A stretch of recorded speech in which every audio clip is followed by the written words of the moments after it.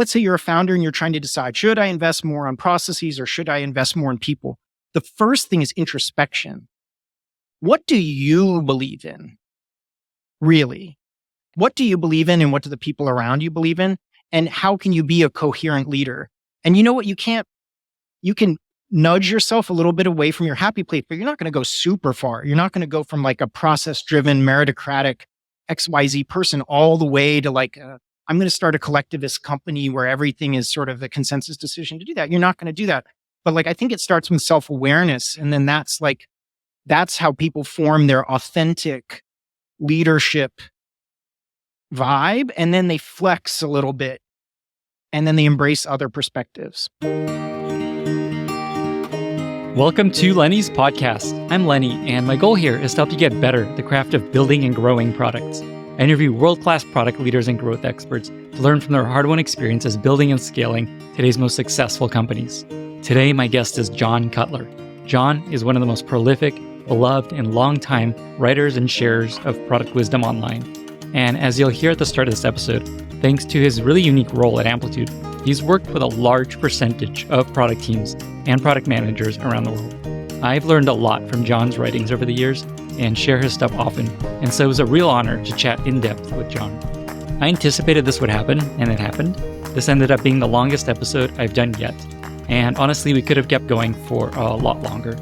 We chat about what differentiates the highest performing product teams from less well-performing product teams, what it takes to create real change within a company, why you should be skeptical of frameworks and tools that you read about online, why all underperforming teams fail in similar ways, but high-performing teams succeed in many different ways, and so much more. I am confident you will love this episode, and I cannot wait for you to hear it. With that, I bring you John Cutler after a short word from our wonderful sponsors. This episode is brought to you by Merge. Every product manager knows the pain of slowing product velocity when developers struggle to build and maintain integrations with other platforms. Merge's unified API can remove this blocker from your roadmap. With one API, your team can add over 150 HR, ATS, accounting, ticketing, and CRM integrations right into your product. You can get your first integration into production in a matter of days and save countless weeks building custom integrations, letting you get back to building your core product. Merge's integrations speed up the product development process for companies like Ramp, Drata, and many other fast-growing and established companies, allowing them to test their features at scale without having to worry about a never-ending integrations roadmap. Save your engineers countless hours and expedite your sales cycle by making integration offerings your competitive advantage with Merge. Visit merge.dev/Lenny to get started and integrate up to 5 customers for free. This episode is brought to you by Eppo. Eppo is a next-generation A/B testing platform built by Airbnb alums for modern growth teams. Companies like Netlify, Contentful, and Cameo rely on Eppo to power their experiments. Wherever you work, running experiments is increasingly essential, but there are no commercial tools that integrate with a modern growth team stack. This leads to wasted time building internal tools or trying to run your experiments through a clunky marketing tool. When I was at Airbnb, one of the things that I loved about our experimentation platform was being able to easily slice results by device, by country, and by user stage. Eppo does all that and more, delivering results quickly, avoiding annoying prolonged analytics cycles, and helping you easily get to the root cause of any issue you discover. Eppo lets you go beyond basic click-through metrics, and instead use your North Star metrics, like activation, retention, subscriptions, and payments. And Eppo supports tests on the front end, the back end, email marketing, and even machine learning clients. Check out Eppo at geteppo.com, geteppo.com, and 10x your experiment velocity. John Cutler, welcome to the podcast. Yeah, thanks for having me, Lenny. I kind of know you as John Cutler. I feel weird to call you just John. Do you find that to be true? And also, do people call you John Cuttlefish because of your Twitter handle? Yeah, John Cuttlefish. There is this, I learned yesterday there's a DJ, a famous DJ called John Cutler without the H. So I don't know if people are into house music to do that. Yeah, I think usually it just, like most Johns, it like forms into like Cutler or JC or something like that. So, but just John is good. Yeah, for now. Or Cuttlefish. You could just call me Cuttlefish. That'd be fine. You said that we were talking before this, you said you do some music. So is that DJ actually you? No, but that would be really funny. In fact, the person yesterday who reached out over Twitter said, like, dude, I don't know what you're doing now in your career, but I really like your earlier work. But that would have been pretty cool to be John Cutler, the DJ. I wrote songs and, played, rock music and stuff, not like a house DJ. So. Okay, this could be the next phase of your career, which we'll talk a bit about. But let me just say that I'm so incredibly excited for this conversation. I've been hoping to do this for a long time. And now that you're between gigs, we finally found an opportunity to do this. And I just have a feeling this is going to be one of the longest episodes we've done because there's so much I want to ask you. And there's so much interesting stuff that you've had access to and that I think that you can share. So I hope you're ready for potentially a marathon of an episode. Sure. Yeah, I'm ready. This is exciting. I'm on vacation now between jobs. So like this is the highlight of my day. We could go all day if you want. All right. 8 hours. Let's do it. So I was thinking that we start with a little bit about this unique role that you had at Amplitude, which you just left after about 4 years. And what's most interesting about it is it gave you access to an incredible number of product teams and product managers, unlike anything else I've seen or any other role I've seen before. So could you just talk a little bit about this role that you had at Amplitude and what it was like to work with so many product teams and so many product managers? Yeah, absolutely. So first off,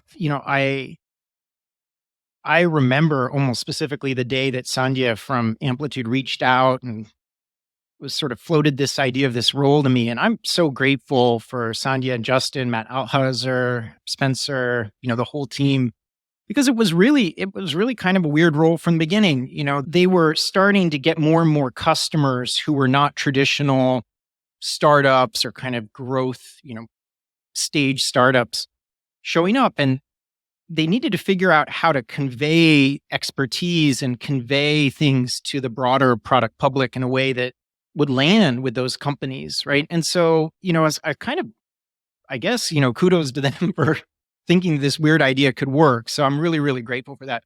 But yeah, my official title was Product Evangelist. I don't think that I super fit that role, but that was the title that we had. And basically my job was to wake up every morning and do things that would overlap Amplitude, the product, but then help up-level our customers, sort of up-level the broader product community. I call them like current customers and future customers. That's how I woke up every day, that like I'm either talking to a current customer, I'm talking to a future customer. And, this product transformation is happening all around the world just means it's a matter of time. Like eventually they'll become Amplitude customers. So I should just try to make them awesome and try to help them with different expertise. But my day-to-day was spent a lot advocating for different ways of working, doing coaching, doing workshops. I wrote the North Star Playbook in partnership with Jason, who was a co-writer with that. We did a lot of one-to-one coaching sessions. I had these things called product therapy sessions when I would just wake up in the morning and just kind of soak in whatever problem people were having for the day. And I did meet, with hundreds and hundreds of people and did workshops for thousands and thousands of people and talks for more than that, tens of thousands, really, in terms of the talks. So it was just a crazy experience doing that. So the technical details is I predominantly reported into marketing and product marketing. And then I did a stint actually where I was on our product team as we're sort of getting our education efforts going. Ultimately, we moved that over to customer success and I went back to marketing. So that's the technical side of it. I reported into marketing. But I do remember, the day I arrived and probably a couple weeks later, we had our all hands, annual kickoff. And there was a big presentation about our goal being the trusted expert. And that still resonates with me the whole time I was there, that like an evangelist is there to help up-level the world with trusted expertise. And in a product like analytics product, there's the product analytics, but then there's whole other ways of working that overlap that. So yeah, generally that was my role. It's kind of a crazy role for sure. That is wild. You're basically like a free product coach for product teams. You just come in, help them up-level the way they build product. And then Amplitude becomes like, you'll need to figure out how to work with data. Amplitude can help you be more data informed. I imagine that's kind of the general idea. Yeah, it's funny. I joke with our professional services team. I mean, so if you're a SaaS company, I think sometimes you have a professional services team. At Amplitude, especially, the way that we saw that is like companies put money in and that sort of creates skin in the game. They're really paying you less for the professional services and more for the accountability and the access to the expertise. So I would joke with Jenna from that team that like maybe we should have monetized all these workshops, I know Gib and other people, they're charging like a good chunk for North Star workshops. And here we were just kind of doing them for free. So ultimately, maybe there was another strategy there, but that we did those generally for free. And sometimes I kind of stuck my foot in it, in the middle of the pandemic. At one point, we're like, well, what are we going to do? We can't travel for workshops. And I would put in my newsletter, hey, anyone want a workshop? And then suddenly, our sales team, we had to grapple with like, what are we going to do with these 120 leads? Like, how are we going to work with them? So like it caused it was funny having to deal with it. But yeah, in general, this is a unique role. I would definitely consider SaaS companies think about a role like this, but it's really nuanced. We can share some links later as I reflected on what we did right and wrong. But ultimately, I think you shouldn't rely on individual people. You should think of evangelists as almost like concentric circles of your community, and some people who just happen to have more expertise. Look, our internal team's amazing, like Ibrahim, and Justin, and Abby, and when Sanya was at the company, and just like everyone's an advocate. Everyone's a potential evangelist. It's just that there's only so many hours in the day. So you could think of your community as just these concentric circles of evangelists and advocates. It's just like how you design it right that does it. So yeah, recommended. It's a little tricky, but yeah, it was a cool move to do. That sounds like a future post, how to do this in a different way. Yeah. Where they don't have a John Cutler in place. You said you worked with hundreds of teams. Maybe just give us some numbers roughly. Like how many companies have you worked with? How many product managers do you think you've spoken to in this career? Oh, geez. This phase of your career? So I think I did it recently. There might have been over the 4 years, maybe 800 one-on-ones, individual leader one-on-ones. I'm thinking it was at the peak, it was in 1 year's 150 workshops, and then overlapped in the next year, then between 200. So, but mostly the average, maybe let's say 300 or 400 workshops, 100 a year. It's heavy. And then there was these just general like conference talks and other things that we're doing.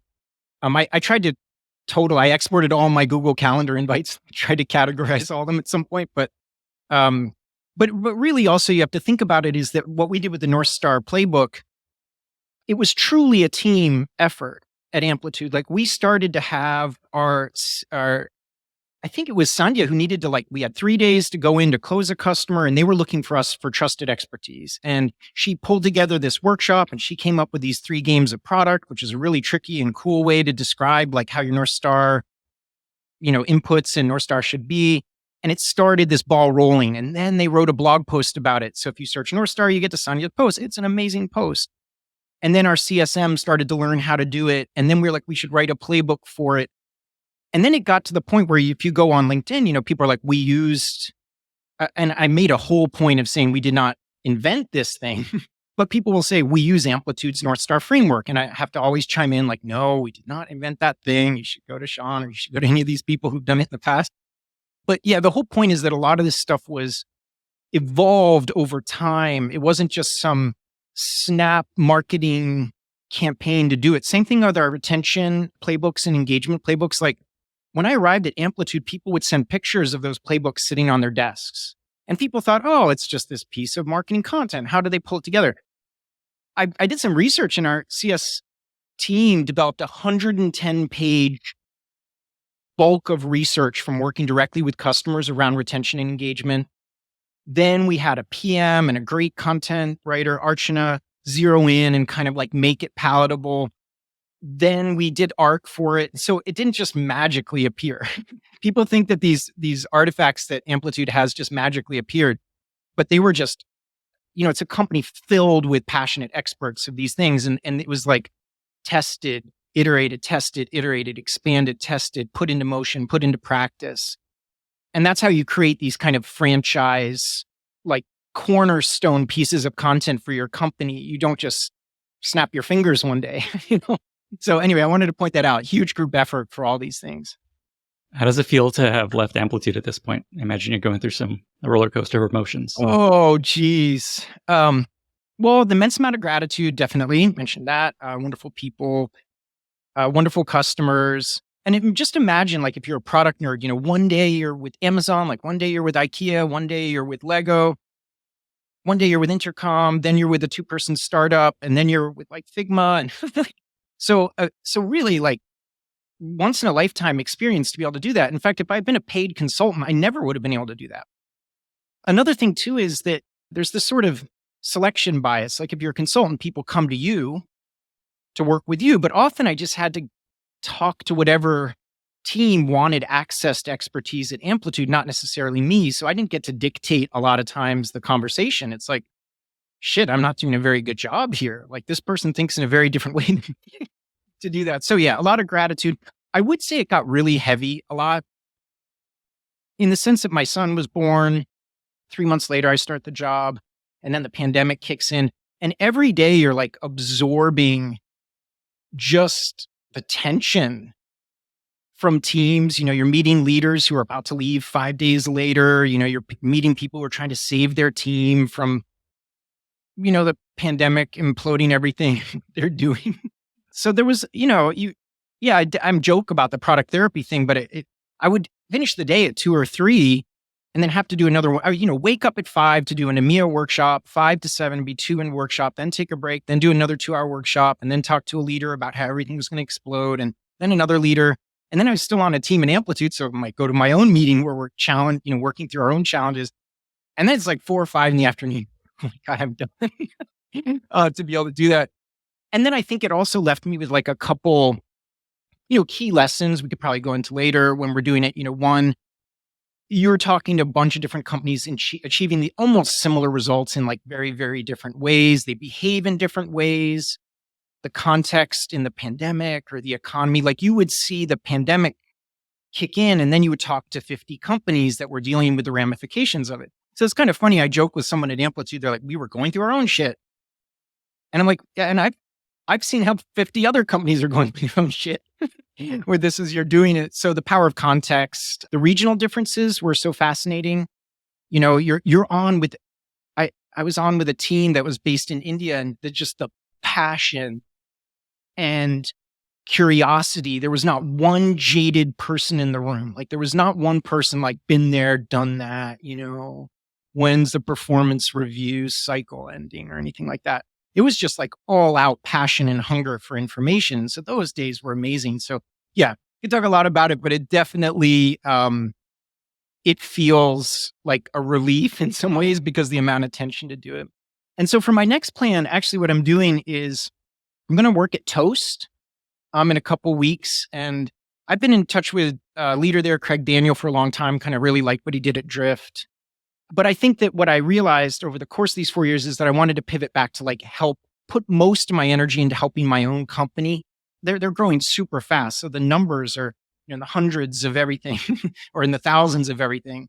And they're not just the POS business. They've got these different businesses like guest services and back office stuff and things. So I kind of wanted like Amplitude was a super horizontal. If you think about it, it's almost like a diagonal.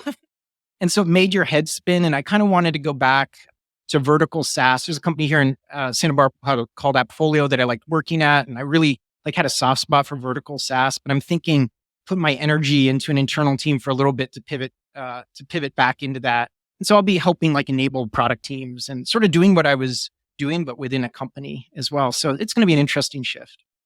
You touched on so many topics that I want to dig further into. And you also talked about where you're heading next, which I was going to ask. So that's great. Thank you for covering all that.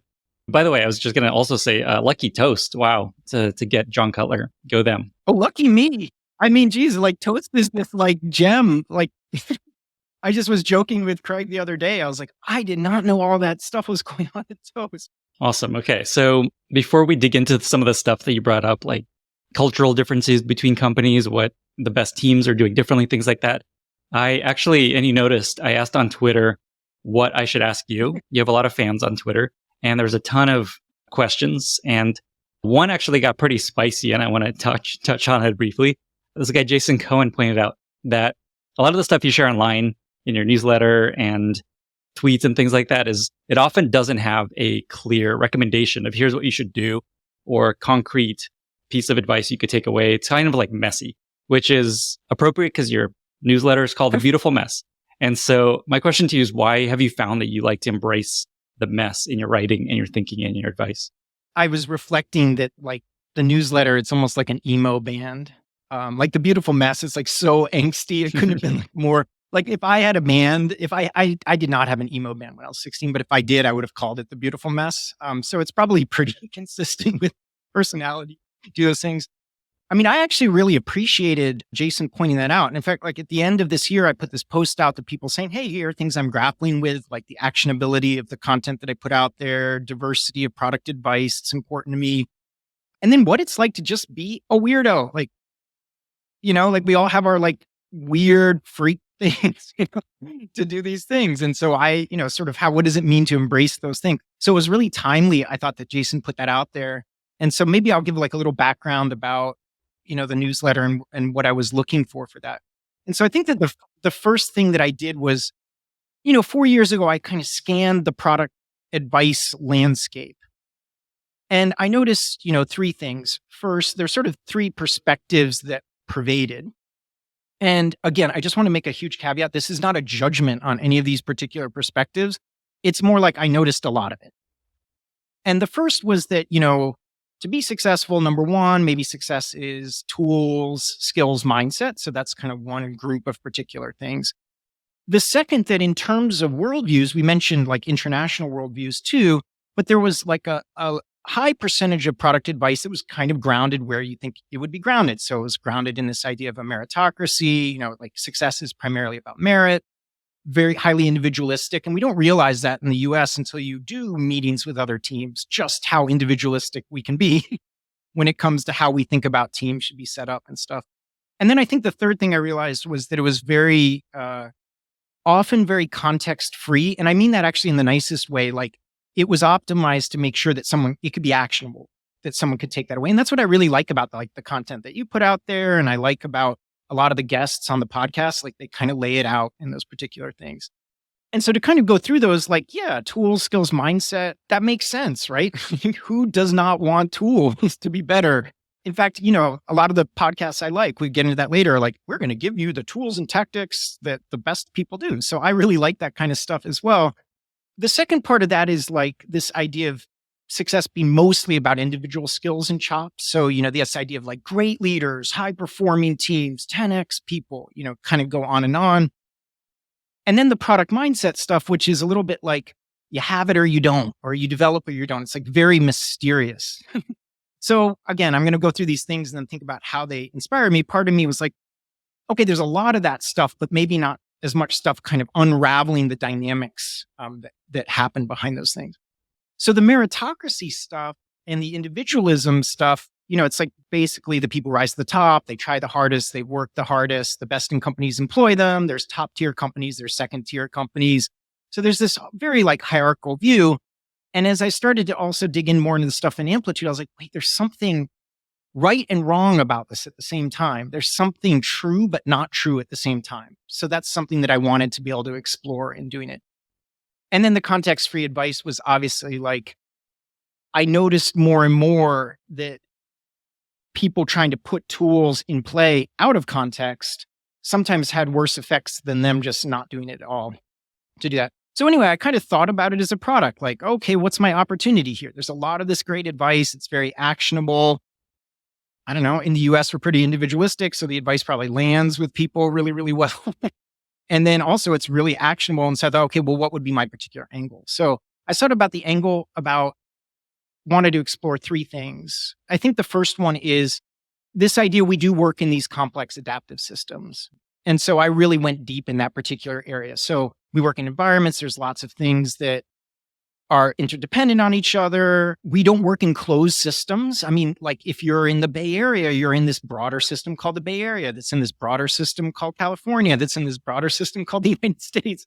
Your team is like in a team of many, many teams in your company. The systems are nonlinear. So things, the bird flapping its wings in Brazil, creates the tornado type of stuff. And so I wanted to make sure that we got like dug into that particular stuff and the beautiful mess stuff. The next thing is that I'm a sucker for like weird counterintuitive dynamics in companies. I don't know what it is. Like I absolutely love that. And so like, maybe I give like two examples. Like one, I'm obsessed with this idea of high work in progress, like from a human level and a team level, like how, even though we know that if you try to do less at once, you'll be more effective, teams routinely just load themselves up with work. And so like in the newsletter, I wanted to explore stuff like that. Like why, when a bunch of people know rationally that you should not load yourself up with work, why do really, really smart, capable, intelligent, passionate people in their personal lives and on their teams just like load themselves up with work? What are they optimizing about? So that'd be like one example of counterintuitive stuff. The other stuff is like strategy stuff. Every company has these 3 pillars, and it seems really smart for the CEO to have this like really clear 3 pillars, but then everyone walks away from the meeting and be like, I don't know what we're doing. That's like another example of a counterintuitive thing. So, that was the second thing, the counterintuitive stuff. I love the complex stuff. And then frankly, I think the other thing is I just wanted to help people who are weird like me do those things. So like, I would say like, I'm really, really triggered. People will say, but probably triggered by Jason. He said, why? Bring solutions, not just problems. Like that's my like kryptonite. Right? I like the systems thinking stuff. I like all that. So anyway, long story short there, like wanted to help people like me. I like the complexity stuff. I like all these weird counterintuitive dynamics. And then I thought that like there's a lot of representation for the very deterministic advice that people have. That's a really good explanation. There's like a piece of like, what does the market want? And let me deliver it. And then there's a piece of like, how is my brain working? Yeah. I love the fact that people scan the market and say, people want to know about prioritization. And so I'm going to tell the world about prioritization. Like, I really like that. In fact, I'm jealous of people who can produce that kind of content realistically.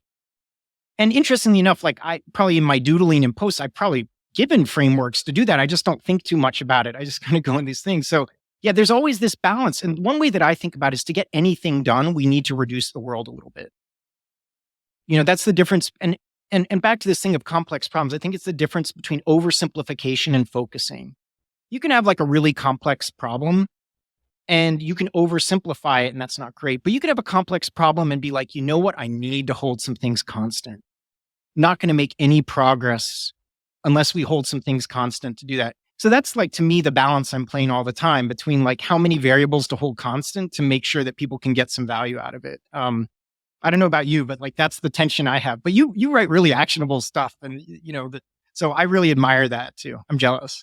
I try, but then I'm jealous of always having to kind of nail it down to something very concrete and simple. This last post actually was a little bit of a balancing act where I wrote about how virality is mostly a myth, and I added the word "mostly" to it at the end, and the kind of like I was like, should I just go for it and be like, virality is fully a myth? But I'm like, no, it's not actually. So I can't really go that it's far. kind of messy. It's kind of messy. Like that. Yeah. I love that. So in the spectrum of advice, like every post of mine will say mostly, maybe, it depends. And then like, so we all have some opportunity to like flex into the other direction. Okay. So shifting a little bit, coming back to just the bigger picture of John Cutler, you've had more exposure, I think, to product teams and product managers more than like, you're definitely in the top 1% of people that have talked to and met with and seen what happens within product teams. And so there's a lot of stuff I want to dig into there. And the first is around what you've found differentiates the highest performing teams. So let me just ask you kind of this very succinct question and see where it goes. If you had to just like boil it down, what have you seen most differentiates the highest performing product teams? First of all, they're top 1%. They're super, super productive. They can levitate, like they can do, yeah, they have no emotion. I'm just kidding. Like to do it. No. Okay. This is my tack for answering the question. So first of all, I have this friend, Josh Arnold, and he had this great principle that held true in my experience talking with teams. And he calls it the reverse Anna Karenina principle. And so in Anna Karenina, Tolstoy is basically like the dysfunctional families are all different and the happy families are the same. And what he said is it's the reverse of that with product teams, that actually the dysfunctional companies are all the same. And then the happy companies or like the higher performing companies can be very, very different. And so that's something that stuck with me because either you have easy to identify anti-patterns. And I'm going to admit, like earlier in my career, maybe 5 or 6 years ago, I made like my content was about identifying things that people would be like, how did you know that was working in my company? And I would just be like, well, I just know. Even Spencer and I had this thing. I put something on Twitter and Spencer writes me, he's like, John, is this about Amplitude? I'm like, no, man, it's like that Carly Simon song, Spencer. You probably think the song is about you, but it's not. Like, it's just is, it's just like those things. So either you have the very easy to identify anti-patterns, or you have the high level principles, like you must trust each other or you must do something like that. But the way that companies achieve those particular high performing things can be like vastly, vastly, vastly different. So let's just start with that as a basic thing, which is one reason why it kind of makes me hard to answer the question. So, a great example here is great product leadership. Like, we need great product leaders. But you meet enough product leaders and you see that like some people are like these humble, curious servant product leaders. They're not really talking a lot and they're just growing the system that way. And you know what? There's other companies with really successful people that are just badass, strong, dominant, they like to spar. I need people who can spar with me. So that's just like one potential example there of like, okay, you meet enough teams and you see that there's many ways to achieve great leadership, even an example. Another example would be, and then I'm going to start listing these things off and then hopefully this makes more sense. Yeah, this is great. Like, you meet lots of great teams and the better teams make better decisions faster. Now, that's like that high level thing that I say that to you and you're probably like, well, no shit. That's what I would assume to do that. But if you think about like good decisions and stuff, like what do you need for good decisions, right? You need information, pays to have diverse perspectives. You need to be able to analyze the data. You probably need chops, some kind of chops in the domain to be able to do it.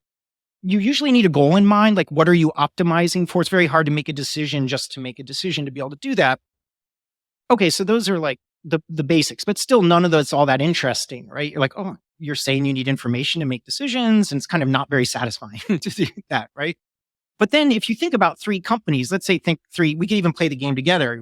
I'll give you two, you could give me the third one, but like, let's say company A buys into the whole idea of an extremely rigorous decision-making process. It's very process-driven. It's like, you do this, you do that. We red team our decisions. We bring in people to like push back. We've got this particular thing. So maybe that's how they achieve it.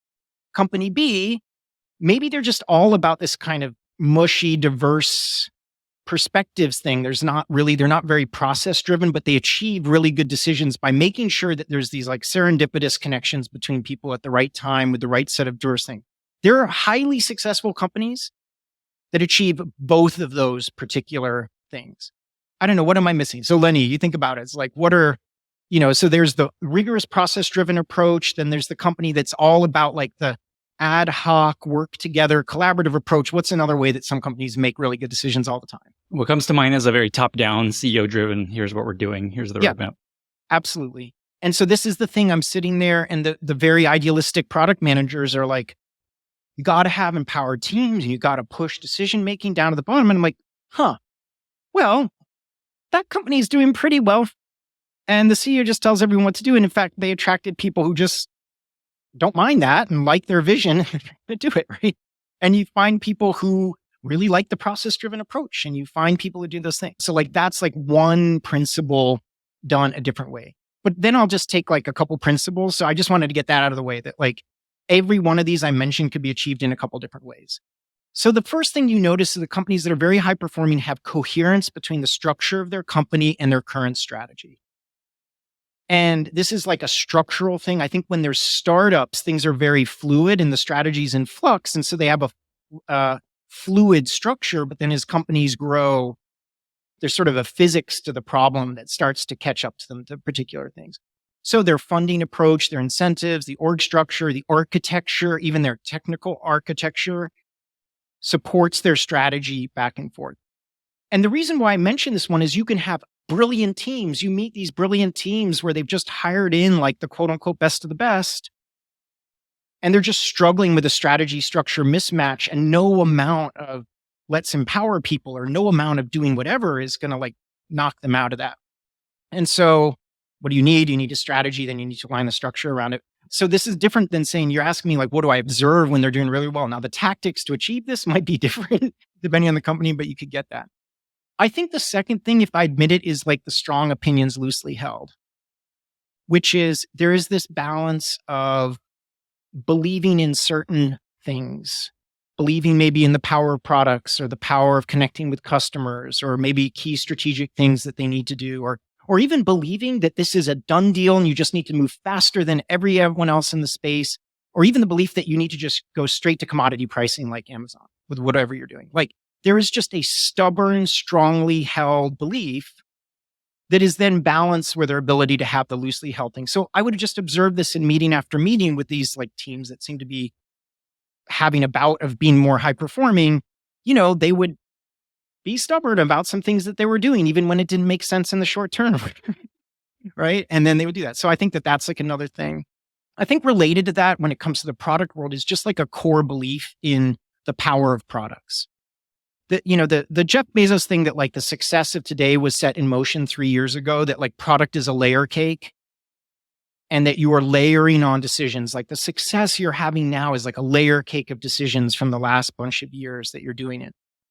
You could rationalize that all you want, but at the end of the day, it's often because either the founders or other people involved have seen how that can work, because there is a leap of faith. And there's a leap of faith that no amount of data or no amount of A/B testing or no amount of rationalizing or no amount of spreadsheet math to figure out the ROI of what you're doing will ever help you. It's just not. And I just noticed that pattern over and over, that there was just a slightly irrational belief in the power of what it would take to have like, a 9 craft level product versus a 7 craft level product or 6 craft level product. So I think that that's like another component. I have a couple more in depth like that. Like definitely the leadership is coherent. So that's like, walking the walk, talking the talk. And I think this is one of the most fascinating ones because it's very much about being who you are and not being embarrassed about that thing. So there are companies, probably all know, that like outspoken, domineering, believe that the company is just should be run a certain way. And they set this vibe. It's kind of this coherent that their actions and words match together. And so when you think about it that way, it makes more sense. Like the company that's like, oh, well, we want to empower our teams and do whatever. And we believe in our customers and their actions don't match those particular things. Like that's not very, very coherent to do these particular things. So, I think that that's one, like the coherent things. And so, okay, so you've got those high level ones. I think you definitely add skills and experience. I mean, those definitely matter. I think one thing that happens a lot is how the company views its skills. So here's like a challenge we had in Amplitude, just sharing this, is like, you could view Amplitude as just another B2B SaaS company, or maybe just an analytics company. But one of the challenges we had when it was like how to build our team is to think about, where do you draw the line between someone who's just done B2B SaaS for the last 10 years, is a pro at what they're doing, and then how someone could embrace this kind of weird problem, this sort of bottom-up motion, top-down motion. It's in product. It's a messy space. You need to be more strategic to do that. So the skills need to be like mediated, obviously, between like the environment to do those things. And then like all the other, they know how to build software. Things don't break.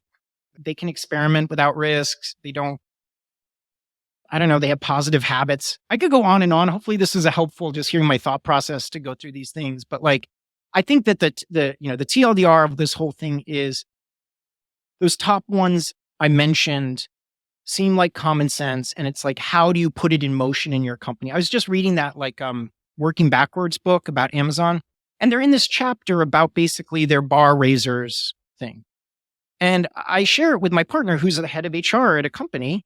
She's like, yeah, this is sort of like common sense hiring. They're just talking about debiasing the hiring and having standards and having those linked into the jobs and just not rushing it. And isn't that kind of like, it's like these things that seem so common sense are actually hard with what they're doing. So I don't know if you've noticed that, but it's like a lot of the advice is common sense. That doesn't mean it's easy to put in motion. And there's also a lot of power to just making it like a very important value to the company. Like just calling it bar raisers. Thing. Yeah, that stubbornness. I'll use the example of a company. I mentioned this company, Appfolio, here in Santa Barbara, but Klaus and John, who founded that company, it's just a gem of a company. It's an amazing vertical B2B SaaS company. But I think, in the story that they tell is like, when they started Appfolio, they're like, we want to find a place where the money flows, and we want to be really close to customers. And we just want to, they believed in customer. They were engineers who had seen the light around customer development, just getting close to customers, just being in service to the customers, not just like gold plating every technical decision you did. They bought in early to the ideas of like test-driven development, pair programming, because they believed that the quality, you should never be worried about the quality. They just believed that quality wasn't something you sacrifice as the norm. It's just got to work. And they believe that was possible. And when you think about it, those things are always debated, like, oh, should we get technical debt or not? Or like, how much customer contact is or not? And like, these two founders basically are like, that's it. We don't sacrifice on those things. And you like, they've done really well with that. That's a thread I want to actually follow up on. It's just the power of culture and values and things like that. But before we do that, let me just summarize maybe the top 5 attributes and kind of traits you've just shared. And then I have a 2-part question around this. So I wrote these down. So the things you've found are true for the companies that seem to be best at building product and software and running product teams. One is coherence between what they're doing and what their strategy is. 2 is strong opinions loosely held. 3 is belief in the power of product. 4 is the leadership is coherent, that their advice matches their words and their actions. And then 5 is just like the necessary skills and experience in building stuff they're building. Yeah. Contextual skills too. Like, yeah, exactly. So kind of a 2-part question. One is, if there's like a pie chart of what contributes to this working out, what percentage would you say is just the people that they hire that contributes to them succeeding here? And then related question is just like, can you change a team to be high performing? Like, does that happen? Or is it often just like, this is just the way they are and their culture and their founders are this way and it's really hard? The pie chart, that's the problem. I mean, that is the $1 trillion question. So I don't really have an answer to that particular thing. I have a couple thoughts on it. What do we know, right? We know that you can have a bunch of geniuses in the room, and if there's not coherent leadership and there's not coherent structure in what you're doing, they'll fail. Okay, so we know there's a limit on one side of this particular problem, right? And we know on the other side of the problem is like, if no one's done this before, who knows? Because how many startups were started by people who hadn't done it before? Who had passion for doing something. Now they made a lot of mistakes. Now, granted, people would say like, all right, now after 3 failures, I'm going to tell you what we need to do to succeed. So maybe they have to fail a couple times to do that. So with the right things in motion, you can do that. I would also, another data point. At a lot of companies that are known to be higher performing, they're one of 2 categories. Either everyone in the company is this extremely vetted genius at what they're doing, or they have a culture where people stay for 3, 4, 5, 6 years. They build their career, or 7, 8, 9 years. There is a concentration of people who are very skilled, but they have a knack for bringing people up. Like, they have a knack for taking someone who has some of the raw materials to be able to do it and making them really good at their job to be able to do it. So I'm not going to throw out a percentage point into it. I'm just going to note that I think that the biggest challenge is that we all need to challenge our biases. I do too. So 4 or 5 years ago, I would have said, well, personal skills, nothing. It's all the environment. There's people on Twitter who do this all the time. They're like, bad management kills everything. Skills aren't important. You should just be able to do anything with anyone. And I used to be one of those particular people. And I also have this sort of humanist bent to what I'm doing. And so I very much want to believe I'm always the person that's like, oh, we should give them the 7th chance. I'm know myself, right, to do that. And I would suggest that there's people on the other end of the spectrum who could benefit from shifting a little bit to embrace some other ideas too. So they're the people who are like, well, it's 100% their skill. We will hire complete A+ players all at a particular time. Everything will work out as expected. And or they trace everything back to leadership anyway. So when anything's wrong, they're like, well, this happened under this person's watch. Therefore, they are a failure, But how many how many companies in general will hire a string of highly qualified people into a particular department and then fail each particular time, right? So I don't know. I don't have the answer for you on that one, but I think that everyone can benefit from challenging their happy place, me included. I like that. Do those things. It's an optimistic perspective. Basically, anyone can change, anyone can improve. Don't assume that it's just not possible. Yeah, and give it a shot. And then can you create a coherent environment where maybe that could happen? And frankly, maybe getting this later, there's a lot of companies that were flying high and are not flying high anymore. So high performance is not this state you achieve. It's actually a continuum that we have this in our personal lives too. We're flying high and we think we do everything. And then we get to that point and then we go back down into feeling we don't know anything again. And, we feel those lows. So that's kind of how I think about that particular thing. This episode is brought to you by Vanta, helping you streamline your security compliance to accelerate growth. If your business stores any data in the cloud, then you've likely been asked or you're going to be asked about your SOC 2 compliance. SOC 2 is a way to prove your company is taking proper security measures to protect customer data, and it builds trust with customers and partners, especially those with serious security requirements. Also, if you want to sell to the enterprise, proving security is essential. SOC 2 can either open the door for bigger and better deals, or it can put your business on hold. If you don't have a SOC 2, there's a good chance you won't even get a seat at the table. But getting a SOC 2 report can be a huge burden, especially for startups. It's time-consuming, tedious, and expensive. Enter Vanta. Over 3,000 fast-growing companies use Vanta to automate up to 90% of the work involved with SOC 2. Vanta can get you ready for security audits in weeks instead of months, less than a third of the time that it usually takes. For a limited time, Lenny's podcast listeners get $1,000 off Vanta. Just go to vanta.com/Lenny. That's VANTA.com/Lenny to learn more and to claim your discount. Get started today. Coming back to the first question about people, and maybe you just answer this, but do you find that it's all about the people and who you hire and maybe at the top that lead to the result at the company? Or you're saying it's sometimes the right amazing people, sometimes it's the process, sometimes it's the market, it's other. It's the latter. And I think that's why I called the damn thing the beautiful mess. Because I think that we all have confirmation bias. We'll point to that company and say, let me just use an example. Yeah. Like Satya Nadella and Microsoft, you could argue, you've obviously have someone who's this very humble, very capable leader in that particular thing. But I imagine that at some point in the future, there'll be books written about that. And they'll say hey, it was kind of that. But you know what he did? He's basically he got rid of some bad people and created the air cover and set in motion the couple of strategic imperatives that were going to let the things going. Now imagine Microsoft didn't have all the wealth of talent that it had, or all the wealth of structures, or the good parts of the tradition. Or let's say the bad parts served them well for a long time, but maybe they started to become a little bit outdated, and then they were putting them in a competitively bad situation. It's even that situation, you can idolize that particular leader for doing it, but there's many things that could happen to be able to do that. And so there's this idea of great man theory. And this is something I talk about a lot, where in great man theory, success is the result of these highly influential, highly effective men in a lot of cases. And that you can explain history through these heroic men. And that's sort of a thing, a lot of people base history on doing that. And I think that this, again, just the other perspective here is that things are a lot messier. And you can't just trace everything to these sort of single heroes men in many cases that make it happen. So I'm just presenting both sides of it as we kind of dig into it. So yeah, I think that let's say you're a founder and you're trying to decide, should I invest more on processes or should I invest more in people? The first thing is introspection. What do you believe in, really?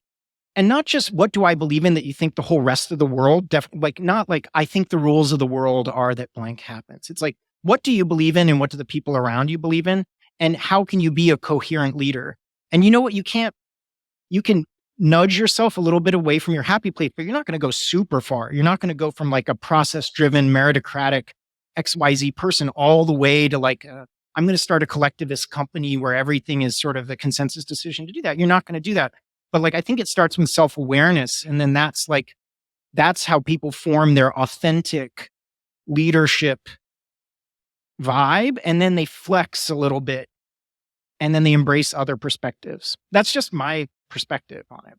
That really resonates. It makes me think about companies, especially in the past couple of years, that did really well because the market was pulling them and everything was just killing it. They're just growing like crazy. And you would assume it's the founder, the CEO, that's the result of that. But then when the market tanks, things stop working. And that's a really good, I think, example of just it's not necessarily the person. It could just be other factors that make it feel like everything's going great. And people are great. There are people that have an outsized effect in particular companies. A great example there is people forget that, for example, leaders or CEOs also have a lot of formal structural power at their disposal to be able to change things. And so, well, there's that great man leader, his genius. They do have more knobs to move. And even then, they're not the boss. You know what? There's a board. There's investors, like if you talk to any CEO, they'll be like, you think I'm the boss? I've got people bossing me around too. So it's kind of, it's always a mix. That's the way I see it. Yeah, which is why things don't go well. Their asses on the line. Yeah, exactly. Coming back to a thought I had as you were talking earlier about values and culture, it's interesting that wasn't on your list of just like the power and importance of, I don't know, strong values, strong culture. Have you found that that's just not essential? And what are your thoughts on? No, I think it's kind of the fabric that creates those other things. It's the fabric that creates coherence, like coherent around what? If culture is what we're doing, is what we're acting, and the way we act is sort of a function of some of the belief systems and the culture and the value systems that we have, I sort of, maybe I just almost take it for granted that that's like sitting underneath those particular things. But here's an example where sometimes, nuances matter. I'll just use Amplitude. We had some values and we had HOG, humility. And it's like this idea of like ownership and a growth mindset to do these things. Ownership defined in an individualistic culture is going to look very, very different than ownership defined in a collectivist culture.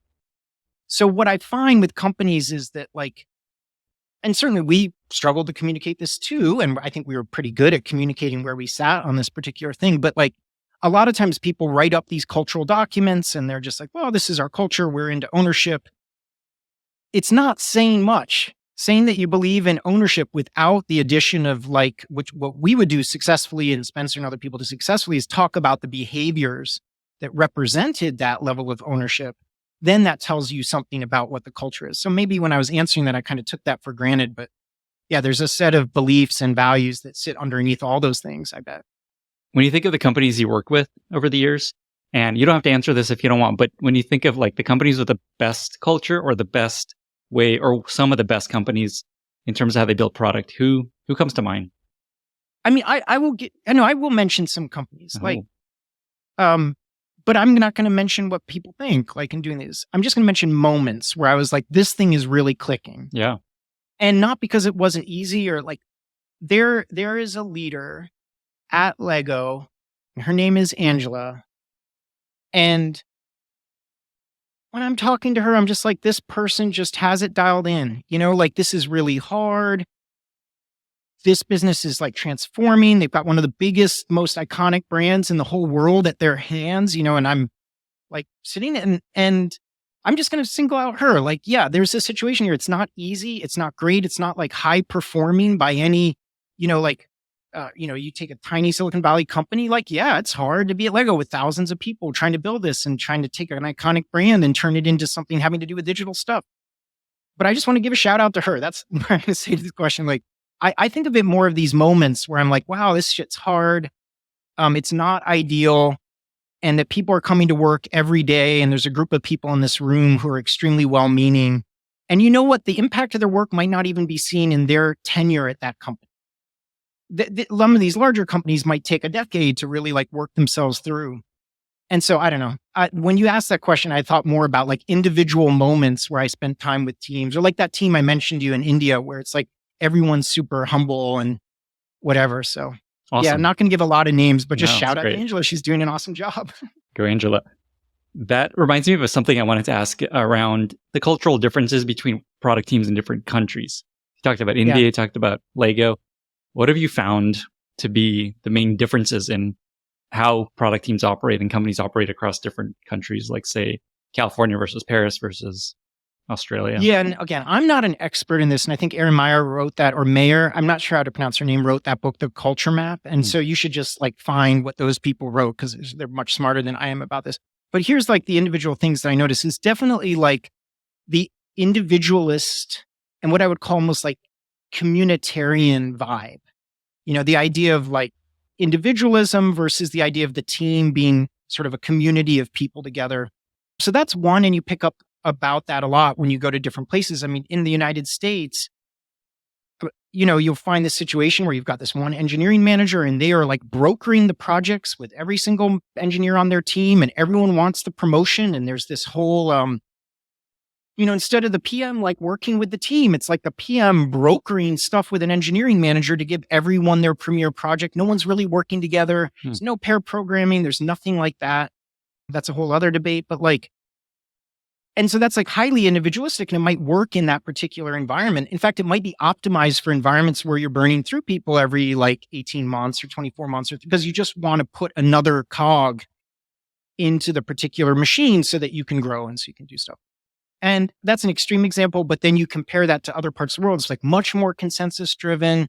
The team perceives itself as a team, having a team goal. They have like a team objective. And certainly even in like the Bay Area, there's companies that are more like the collectivist vibe and more. So to say that it's just about the world is not really just right. So I think that the collectivist individualistic thing is important. I do think that certain cultures are much more sort of hierarchically oriented. There's much more deference to the hierarchy in the particular, where people are sitting and that information flows in a certain way. And, some companies tend to that being more bureaucratic. And then some countries tend to that being like, it's still a tall company, but it's very much like you manager, you own this, like you do this, so it's not like rules are flowing from the top down. It's more just like a pretty big org chart. So those are some of the things that come to mind.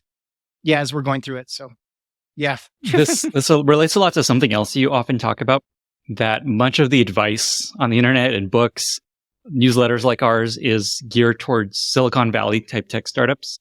And in reality, most PMs don't work at companies like that. A lot of them are going through transformations. They're trying to transform the way their culture works. And I imagine a lot of companies you work with are trying to get to that point, and that just a lot of the advice doesn't actually work for them. What have you found along those lines of just companies going through this and things you've learned there? So putting myself in the shoes of those particular companies, like I said, I think some of my most like rewarding interactions have been with these like non-Silicon Valley companies. I certainly learn a lot when I talk to companies in the Bay Area and in the United States to do those particular things. I think that the first thing to keep in mind is that let's just take these like bigger companies for a second, like big enterprise companies. Part of the thing is just realizing how much inertia they're up against when you're chatting with them. So, I do believe that like there's some structural things that probably they could avoid, but then there's also just structural things that are just part of the game to do that. So, like they'll be in situations where maybe none of the executives have shipped product before. They also assume that there's only one way to do things. Like certainly in a lot of like high performing companies, I have friends who will go and work at those companies. They're like, oh no one changes the rules here. We just do it this way at Amazon, or we just do it whatever. So the similar thing happens in these particular companies. Like there's only one way to do things. They've got these like crazy annual budgeting cycles and planning cycles, or maybe there's like a big IT industrial complex that they're sort of trying to transform into doing these things. So anyway, my point is that so many of these companies just have structural things that make it very difficult, to just immediately convert that particular advice as they're doing that. So I think the first thing that comes to mind with that is how to adapt that advice, maybe for some of those like larger kind of transforming companies.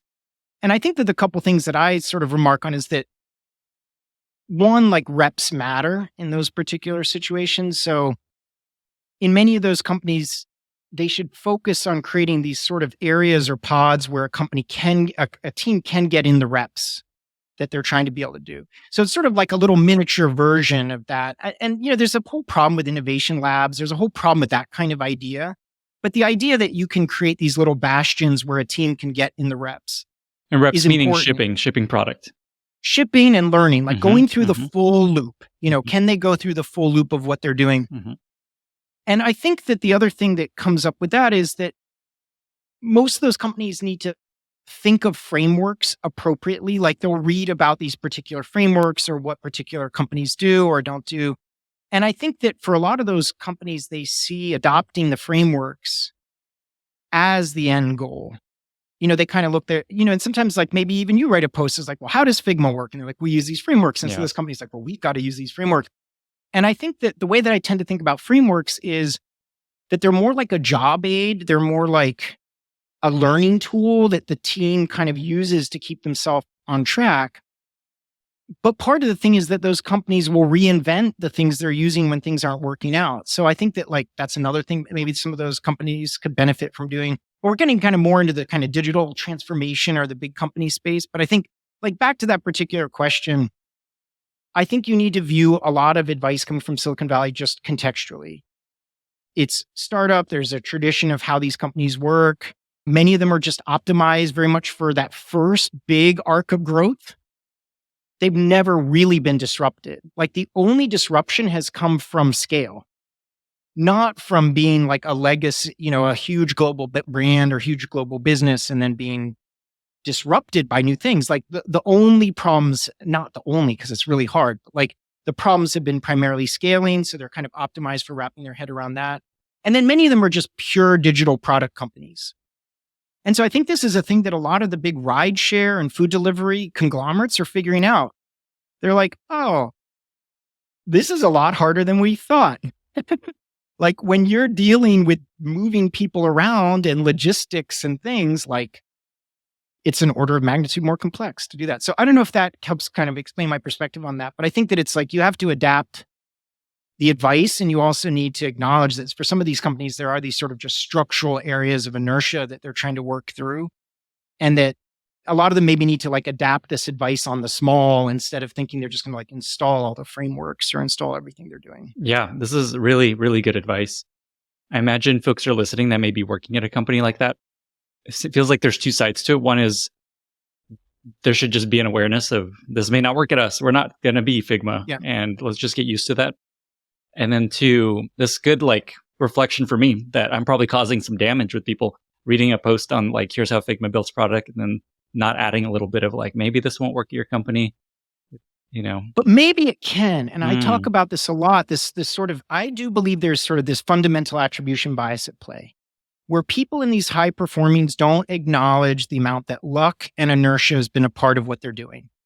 And that the people in the big companies, or these companies that believe that's not the way that they can do that, actually overestimate the kind of like systemic drag in their organization and underestimate what can be possible.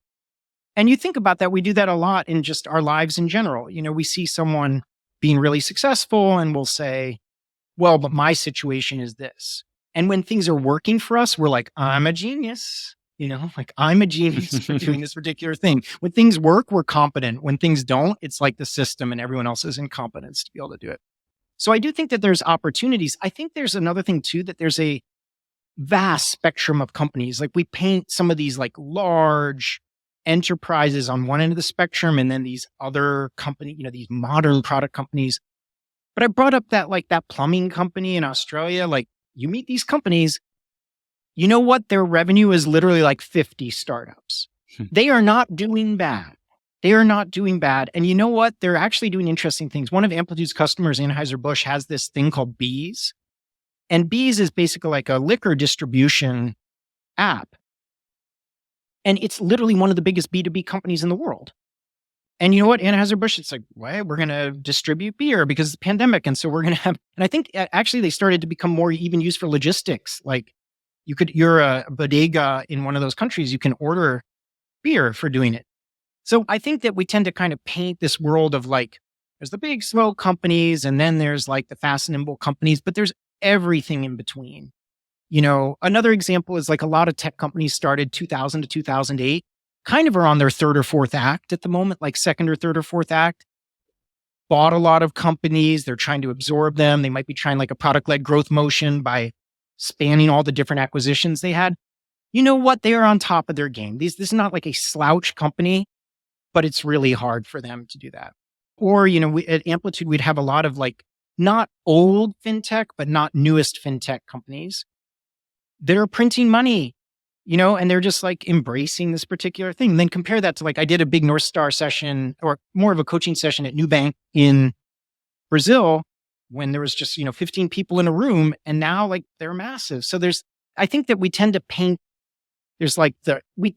things as a form of like modern product adoption. There's like the high performing companies and the low performing companies, when in fact there's just a whole plethora and diversity of different companies riding different waves, adopting different things at different times, and many of them doing really wholesome, humble, good work, just dealing with their circumstances at the particular time. So I think everyone should absolutely know how Figma works, for example. And then we need to try to boost the stories of like Angela and her team, or, some of these companies that you'd never even expect. There's a company here in Santa Barbara that's like, they do refrigeration, use AI to refrigerate industrial facilities. And Carrie, who's the leader there, that company is like one of the best leaders I know. And Jesse, who's like one of the founders, is, Harvard PhD student who understands AI and doing these things. And I actually would encourage a lot of PMs to think about, like, look, especially in this economy, what are these unsexy businesses that are like kicking butt and small? Here it's in sunny Santa Barbara. So I don't know. I think that there's a lot more diversity than just the like high performing, low performing spectrum. There's just a whole universe of fun companies out there. Well, as you were talking, I was thinking about there's a small group of people like you and Marty Kagan and a few other folks that have worked with tons of different and diverse product teams and not just, say, Silicon Valley teams.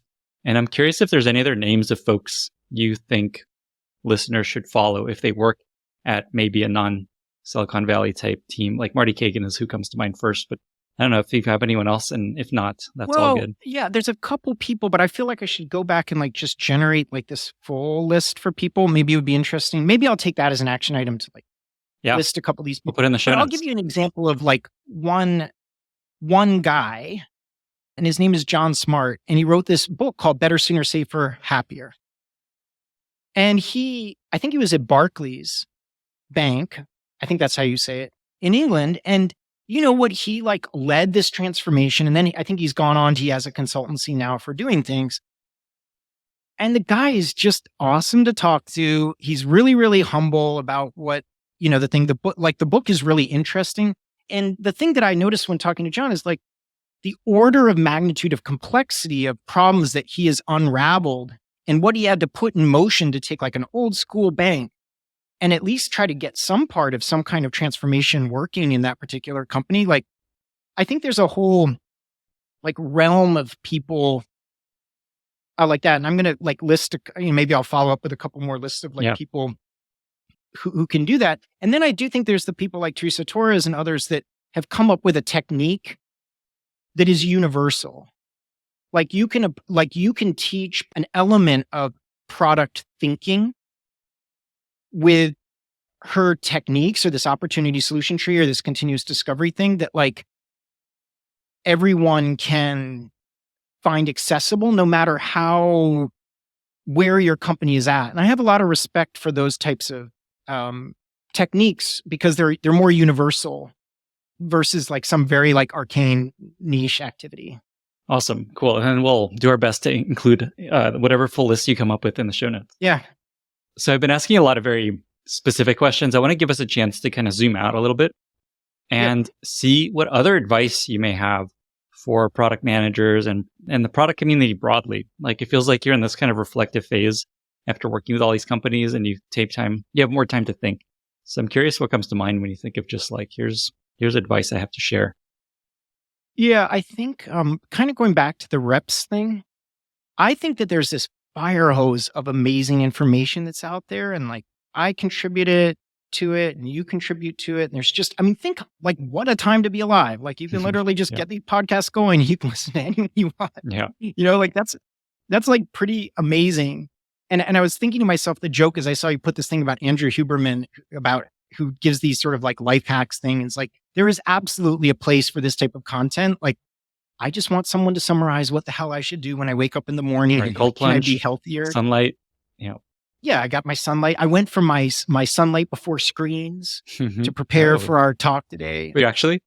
Yeah. That's great. Yeah, I have it in my habit tracker, sunlight before screens, like every day. Yeah, I got my like watch that I got a couple days. I'm on vacation. I'm between jobs now, so it's about like all health. Yeah, optimizing.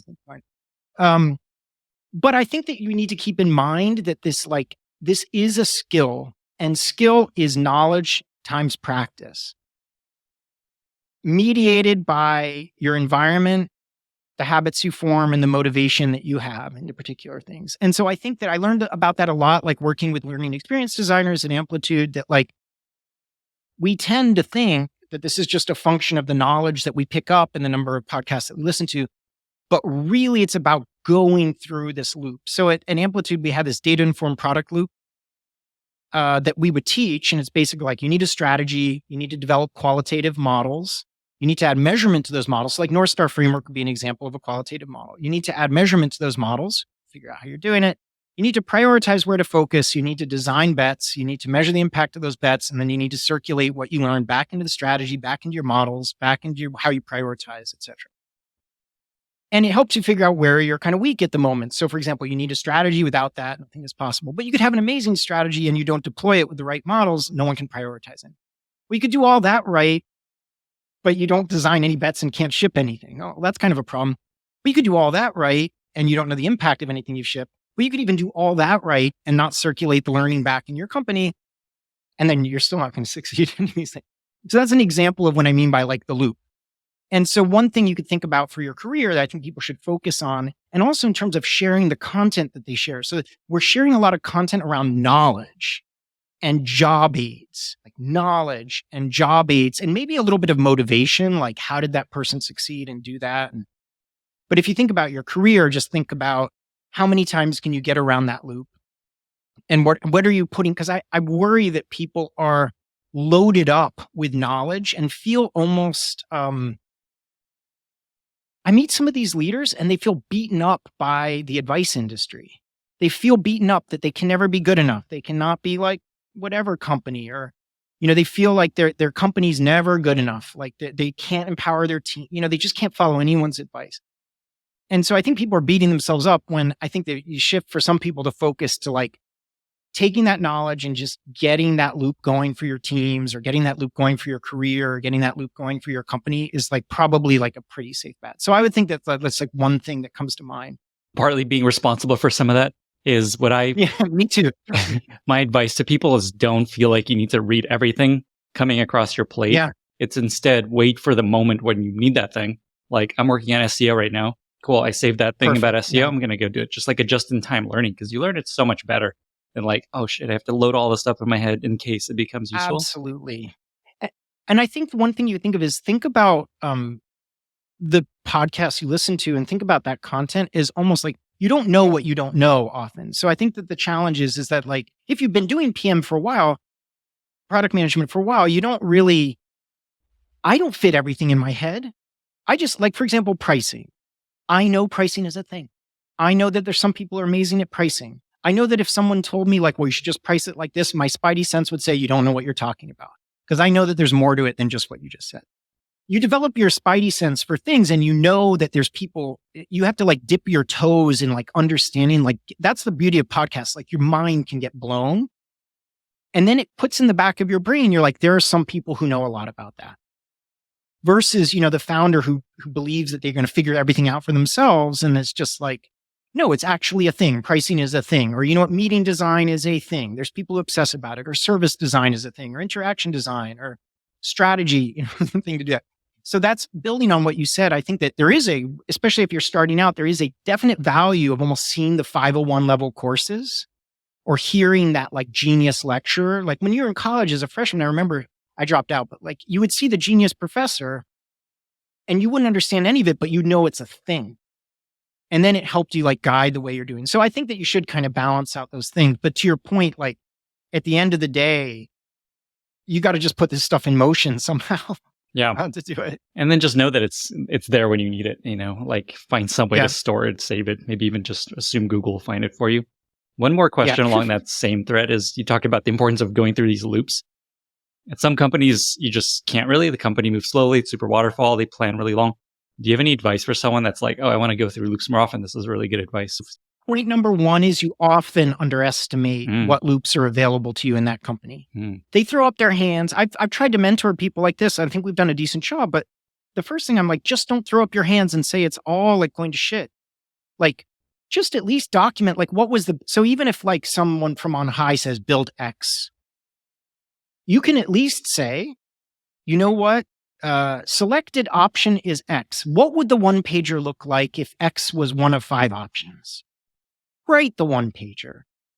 Go and talk to that executive and say, look, I know you've told me to do this, but like, what would we observe if this was working versus not working? I'm here to help you with that. Great. You've got some metrics along the line with what you're doing. just nudge it just one little thing. Hey, nothing's stopping you from writing down all the potential assumptions and risks that you have. Even if someone's like, forget all that, you're just going to build the thing, like you've gone through the motions for doing it. And I think people underestimate that, like, because the environments are kind of feel like stullifying, I guess is one word, or like stilted, and so they just sort of throw up their hands. But I would say that, like, work with what you've got, because the last thing you want is to have a job opportunity 2 or 3 years from then, and all you can do is shrug your shoulders and say, I worked at a messed up company. You can curse. It's all good. Yeah. Well, yeah. So I worked at a messed up company. It was all shit. You're not really honoring yourself for doing that. So I'd say that, like, that's my point about the fundamental attribution bias. Like, is it hard? Yes. Is it easier in those Silicon Valley companies? Well, maybe not. Maybe those are a shit show too. I've talked to plenty of them that are shit shows. But do you have an opportunity to kind of nudge things forward in your space? Probably. And bring to the systems thing, is it true that some people don't have the privilege of leaving their company for whatever reason? That is true also. So like many things can be true, but that doesn't mean that you can't try, I think, to kind of like almost like write your portfolio as you go. Because if you wait 2 years, you're going to think it was just all a blur and messed up, whereas the opportunities might be there in your day-to-day as you're working through. I love how much your advice is optimistic and empowering, and not just, that's the way it is. And yeah. And your point about how like top tier companies can also be messed up and everything could be going to shit is like very true, especially a hyper growth company where you're just constantly changing. It's also very chaotic and things are just breaking all the time. And there's people too who just assume it's just has to be that way. I would say that one model that I use is the sort of the chronic and acute challenges of the companies. And especially in the last year, you meet a bunch of companies dealing with the same economic conditions. And I will tell you, no, not all companies are equally dysfunctional. And no, not all high-performing companies are equally beautiful and all roses. Like, legitimately, some companies work down the chronic issues, which allows them to face the acute stressors. And other companies are just mired in acute issues to do this thing. So it's kind of, again, both things can be true. It's like, yeah, there's nothing perfect in product. However, it is true that some companies are healthier than others. An example of that is the companies that leaned in to responding to the pandemic instead of counting the days until it was over. Massive difference. I've seen this over and over, probably with like 15 to 20 companies. The companies that were intentional in designing their response to the pandemic versus being like, just let managers deal with it, whatever, we're just going to sort it out, have had an order of magnitude better. Now, maybe the share price hasn't necessarily reflected it, but like, the happiness of the people there, like, they're going to come out of this stronger than the companies that were just like, it's going to go back to normal and we're going to delay all these org design decisions until some future date. So I don't know if that tells you about high performing, but it's like the high performing companies saw the threat of what existed and then took deliberate steps, coherent steps to frame what their response would be. So that's just an example of that. Awesome. I took us off track a little bit. I think you were going to go on to a second piece of advice. Yeah, I think that so one definitely slightly annoying to me recently, I'll just get into the stuff that annoys me, is that let's do it. I personally don't think, I used to use words like a lot like product sense and product mindset and product things like that. I'm personally trying to do a better job this year about trying to unpack those things as legitimate skills and competencies. So if you think about product sense, what is it? It might be like the ability to model problems, systems thinking, decision-making under conditions of uncertainty, facilitation tools that you have, like the ability to look at a competitive ecosystem and maybe see a thing. And yeah, maybe there's a little bit of sense to it. It's like, I want to help customers or whatever. But I think that I'm trying to make a concerted effort to unpack those things into things that could be taught. And that's going to certainly be part of my role at Toast, right? Like, the last thing I want to do is to be like, you have a product mindset or you don't. A great example, I was even talking with Craig just the other day, and we were talking about how in some environments, there's this should-can divide, which I really like, which is some people are just locked into the can. They're uber pragmatic people. So it's like, can we do this? Is it possible given the debt that, whatever constraints that you have? And then there's people who, for some reason, go in and say, like, should we do it? What should we do here? Like if those things were not an issue, what should we do? So it's very easy I joked with Craig, it's like, it's so easy to go down the path of being like, well, there's can people and should people. There's high agency people and low agency people. There's this person and that person. It's much more interesting to go and be like, yeah, maybe there might be a little bit of a personality component to it, but what skills is the should person bringing to bear on that particular situation? Maybe it's a level of systems thinking. Maybe it's a level of like looking at the environment and being able to decouple the current tactics from maybe the optimal tactics for doing it. So that's like one thing that I'm excited about, to do that. And yeah, I've got like, yeah, there's a bunch of other things, like the diverse perspectives, diverse mental models, maybe working with someone like you to like try to raise up some of this like more diverse. Like I really want someone to be like, who's working at some company X to be able to go and say, now that leader I can relate to. Like they're dealing with certain challenges that we're having to deal with at our company. And I'd love them to be able to like have role models like that. Like highlight people that aren't like on Twitter that are doing the work. Yeah. And not like me or not like, any of these particular people where they can say, wow, that leader, speaking with someone recently, I wrote about this in my newsletter, and she was just sort of forlorn. She was like, I follow these people in this space and I know what my beliefs are. And I know that person has beliefs that I'm not sure vibing with like completely. But the message to me is the only way to get ahead in tech is to have those beliefs. And John, is that right? Do you need to believe like this? In this case, it was like this like very individualistic, very meritocratic, kind of get ahead, push ahead type of vibe, which I respect that thought leader for putting out there, but this person didn't buy into it. Which would have all been okay, except she said, is there a place for me in this environment? Well, I need to sacrifice my beliefs to get ahead. And I told her about some companies that I know, like I told her about Carrie, who I just mentioned, like who's been like working on building like the diversity, even like in a small company. I told her about different leaders in different companies that like, hey, there's some companies where it is a real team vibe. And there's some companies that, and she was like, that's really good to know. So I think that's one thing I want to like work on in the next year to make sure that people have role models, and not the people talking like me, but like actual, maybe I could be a role model to people in my new role, but like ideally there's like role model leaders who they can relate to. That would be great. Awesome. I love that. I feel like you just talking about that makes an impact there. Something I'm definitely trying to do with this podcast is not just have all the same people that we see on Twitter all day and have a lot of people have never heard of. But if you have suggestions, let's definitely talk offline. I'd love to do more and more of this. Yeah. So those are clearly some of the things on your mind as you're kind of in this period of reflection. I'm curious if you are going to keep writing and keep your newsletter up, maybe publish more books, and then just broadly, how do you make time while you have a day job to write? Because a lot of people always wonder that. I'm curious if you have any pieces of advice. Yeah, I'm obsessed with the writing, obviously. And I think a bit of background about me is like, I was pretty involved in music and songwriting, and it was a similar kind of thing. I just liked writing lots of songs.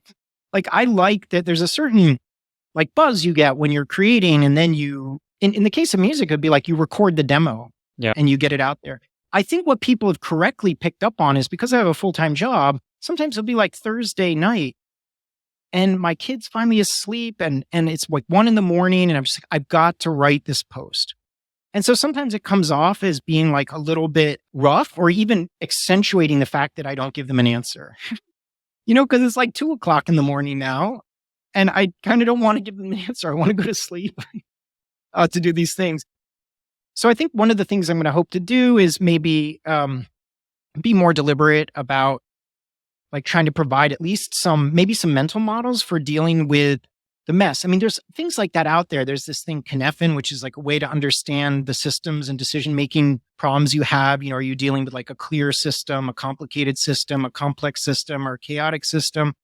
And I like things like that because that helps do two things I like. Like one, I want to give people something actionable to be able to address what they're doing, but it doesn't like remove the complexity in the particular situation. So I have like role models in that. This guy, Simon Wardley, does this kind of mapping, which I think is great. There's there's these other techniques that I want to try to lean into and maybe develop some of my own that sort of help people have something actionable and embrace the mess, if that makes any sense. So like, for example, I recently wrote about something called like the pyramid of leadership self-awareness. And it's a simple model, but it goes deep how I want it to go deep. So the idea is that at first we know nothing about ourselves. And then the next level is that we become self-aware, but believe the whole world is wired just like we're wired. And then you go up to the next level and you believe that the world thinks different things, but you still think your way is the best way to be able to do that. So an example is I remember talking to an executive and they're like, people only stay because of their managers and because of their money. That's it. And I said, everyone? They said, yes. Do you believe that? Yes, because everyone believes it. It's a physical law of life. And here I am like, oh my God, I joined a company because of the mission of the company or whatever. Like, so they're kind of stuck down on that like second level, where they believe that like, yeah, the world thinks different things, but I'm absolutely right. And then as you get up to the top, you become like a little bit more aware that there's other valid views. And then at the top, you're sort of like, no, you don't like dishonor yourself and throw away who you are, but you realize that this is a huge asset in the world, that there's diverse views that you can bring together to do really, really amazing things. So that's like an example of some writing I've even done recently where I'm kind of like, it's a complex topic, but I try to make it more actionable to do that. So that's one whole thing. The other thing too is like leveraging all the crap that I have. I think it's like 700, 800 posts, maybe 9. Like I had this whole blog beforehand that I did it. And then I have these hundreds of images with these frameworks. And then it's like 50, 70 talks that I've done like floating on YouTube. And then there's all the Miro boards I made at Amplitude is different models. So I kind of feel like I could pull some of that together to make it more actionable for people, like give people almost like a meta guide to Cutler content so that they're not just dropped into me like writing something at 1 a.m. and being like, oh, just another one of those like, damn it, you didn't give me an alternative to NPS. This newsletter sucks. I mean, frankly, I would say the same thing too if I just stumbled into the newsletter to do it. So those are a couple things that I'm thinking about for the content. Definitely not going to stop doing those, sharing those things and doing that. So yeah, excited about this next year. Also, the question about writing. I mean, one thing with a full-time job where most of my work is internal, obviously I need to respect my team. Like I can't, again, I go back to that funny thing with Spencer where he's like, you're writing about Amplitude. I'm like, no, dude, I'm not writing about Amplitude. It's like every company has that problem. Yeah, but if I'm working alongside people, I obviously can't be like, no, I can't say, oh, your manager sucks. It's like Craig's going to read that to do that particular thing. But I can, what I'm really excited about is that part of my job will be involving doing a lot of writing and a lot of teaching is hopefully like work it out with the company so that I can share things that are not too specific about the company, but much more like they've got like 5 different businesses at Toast. They've got all these people. So it's going to be like a education every day. So I'm hoping to maybe get that inspiring my work in different ways. Amazing. I imagine you might rename your newsletter The Beautiful Mess, Slightly Less Messy. Yeah. Jam and Toast, the Jam and Toast decision, the edition. Delicious. Yeah, there we go. 2023. Also, as you were talking, I imagined a ChatGPT-3 type chatbot powered by John Cutler content could be something to try. Oh, that could be a funny. Yeah, I mean, I'm sort of obsessed. I like the ChatGPT thing because I like having things like having a developer inspired by Hemingway debate a developer inspired by Tolstoy discussing Git. Like how to resolve a Git issue. So that's what I've been obsessed by lately is like, when you know how ChatGPT works, you can actually make it do really funny things. And back to the worldview things, it's actually really effective. This is a very actionable tip. Like if you feel you're heavily grounded in, let's say maybe you're like a hardcore objectivist or you believe in individualism, you can just type into ChatGPT and say, take this situation and interpret it by 5 different worldviews. And it'll be like, you'll get the humanist view and you'll get the communitarian view and you'll get the collectivist view. You'll do that. So anyway, it's a fun tool for that. It's really cool. That is awesome. We checked the checkbox talking about AI. Very, very hot these days. Yeah. Yep. Score. One final question before we get to our exciting lightning round. I'm going to come back to the questions that folks asked you on Twitter. And there's a question that I saved up. And the question, it was by Jeff Fedor. And his question to you was, what if you always wanted to say, but couldn't now that you're between gigs? Oh, that's good. So one thing is I didn't really need to filter myself very much when I was at Amplitude, which is kind of the beauty of the gig. Like, I wrote this blog post probably 6 years ago called, How to Know You're Working in a Feature Factory. And this has all been my jam, the outcome and impact focused thing. So it's not like I've really had to like hide anything. And, so one thing I could say is like the power of qualitative data, but even Spencer says that too. He's talking about like early on in Amplitude, you can rely a lot on qualitative data. So like that wouldn't be all that controversial. That's a funny thing. There's not that much I pretty much say what I say, partially under the guise that I'm talking to so many teams. So therefore it's never about Amplitude. Absolutely not. I think the one thing that I would change, like, I don't think that many people in the company would disagree with me, but one anti-pattern I see a lot on the part of implementing analytics is that people go in and like undertake this like huge implementation. They want to like implement all their events. They kind of want to treat it like this big project. And again, I don't think it's too controversial internally, but I think I might have been much more adamant to people that's just like, use our free plan and get 20 events going. And you know what? You might wipe them out later, but like, you don't even know what you don't know yet. Like, you would see these companies that are like really qualified companies, and it would be like a couple months of back and forth of them trying to get like document every question they have and every metric they need and everything that you had. And I would watch them and like, I understood why they were doing that, but I really just wanted to kind of shake them, which again, I wouldn't have done this because then I would have been talking about the companies I was talking about every day. I just wanted to shake them and just be like, just sit me down with the developers of your company for 3 hours and let's like hello world a couple of events here. Like, this is like, you don't know, like you could be getting value this whole time. And again, I don't think that people at Amplitude would disagree, but I think that that's like, I wasn't going to talk about that all day because that would be sort of like belittling customers who do want this like big implementation thing. So yeah, not pretty kind of inside baseball for analytics, but that's one thing that I was thinking about for Jeff. Awesome. Great answer. Also actionable advice. How about that? Yeah, I can do. You just need to find it. Just send me a message and say, do you have the actionable advice for it? I probably do somewhere. I just maybe didn't have the time to organize it. Good tip. You're going to get a lot of DMs. With that, we've reached our very exciting lightning round. I've got 5 questions for you. I'm just going to go through them, whatever comes to mind. Fire away. Are you ready? Yeah, absolutely. What are 2 or 3 books that you recommended most to other people? Yeah, this one was pretty easy because they are fairly similar lately. So I really like the book, How to Measure Anything, Finding Intangibles or Finding the Value of Intangibles in Business. So that's by Douglas Hubbard. And the reason why I like that is, again, like at Amplitude, the number of people would come in like, what are all our competitors measuring? We want to know exactly which metric to measure. And again, I'm laughing with you because I know you have these posts, like here's exactly the metrics that you should track. I really respect those posts. And that's why that's what the power that you have. That's all really good. But what Hubbard reminds you is why the hell are you measuring things to begin with? It's to reduce uncertainty for like critical decisions or to achieve certain objectives that you have. The reason why it's important to read that book is like, A, you figure out someone who's, again, actionable, has thought this through. So it gives you kind of a framework to thinking about it. But B, he really challenges this idea of like, when making decisions in conditions of uncertainty, you only need to reduce the uncertainty to an acceptable amount to be able to make the next decision that you need to make. And we never have, like, people are like, product is like science. It's really like an art. It's like a game that's being played out. You never have complete information to do it.